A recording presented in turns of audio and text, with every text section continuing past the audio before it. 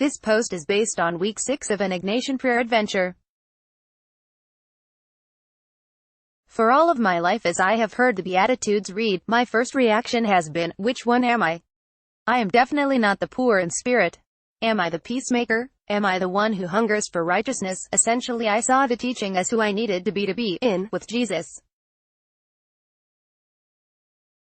So after 40-plus years of trying to find myself in the Beatitudes, I experienced a bit of a revelation through the Ignatian prayer adventure to find that the Beatitudes are less about who I am and more about how I see everyone else. They are about seeing others through the eyes of Christ. The Beatitudes appear in the Gospel of Matthew and are shared shortly after the call of the disciples. If I put myself in the scene as St. Ignatius instructs, I'm the one with the Hermione Granger hand shooting up in a panic to be called on. Oh, pick me.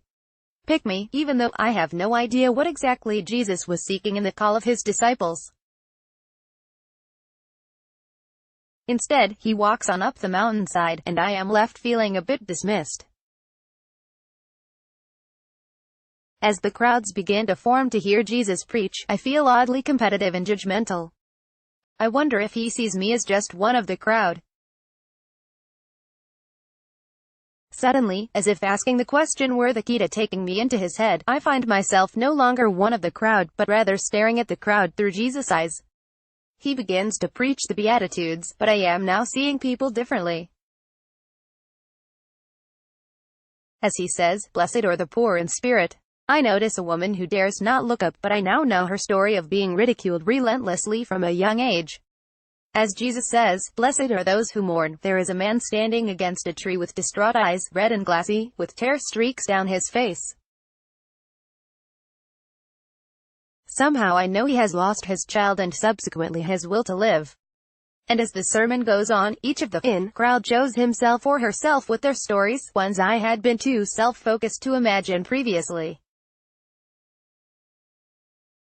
It was less than 2 minutes of prayer and reflection, yet it changed my understanding of what it means to be blessed. Each of those around me was blessed in some way, if only I was willing to look for it. Now, when I hear the Beatitudes, I don't worry if I fit into Jesus' list of the blessed. Instead, I hear how I am called to see others. When I walk down any street, I can hear that same voice in my head, "Blessed is this one and that one, and him, and her," as if Jesus were pointing them out to me. Those whose stories I don't know are not my competition and are not there for me to judge. If I can begin by seeing each individual with the title of blessed, I find